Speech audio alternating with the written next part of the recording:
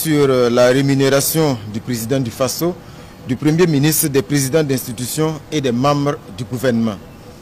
À ce niveau et conformément à ce que le Premier ministre, son Excellence, Monsieur le Premier ministre avait déjà annoncé, le Conseil des ministres a décidé de l'abrogation du décret de 2022.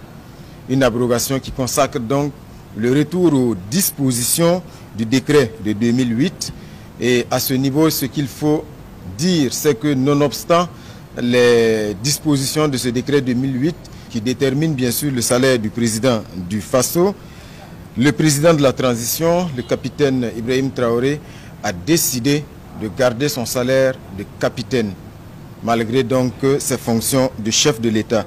Et ça, c'est un acte fort. Le président de la transition a souhaité donc le faire pour montrer cet esprit de sacrifice qui doit habiter chacun des Burkinabés dans la situation actuelle.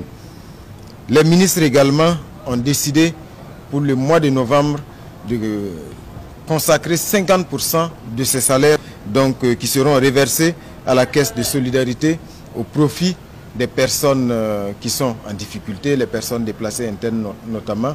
Donc ce qu'il y a à retenir, c'est que ce sont les dispositions du décret 2008 qui s'appliquent à tous les membres du gouvernement, sans exception.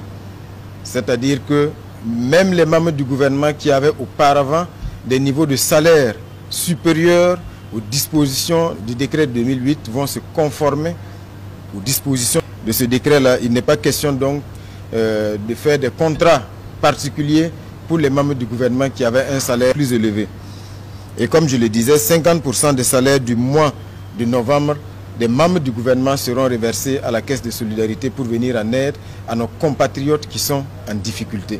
Voilà ce que je pouvais dire sur le décret concernant donc la rémunération du président du Faso, du Premier ministre, des présidents d'institutions et des membres du gouvernement.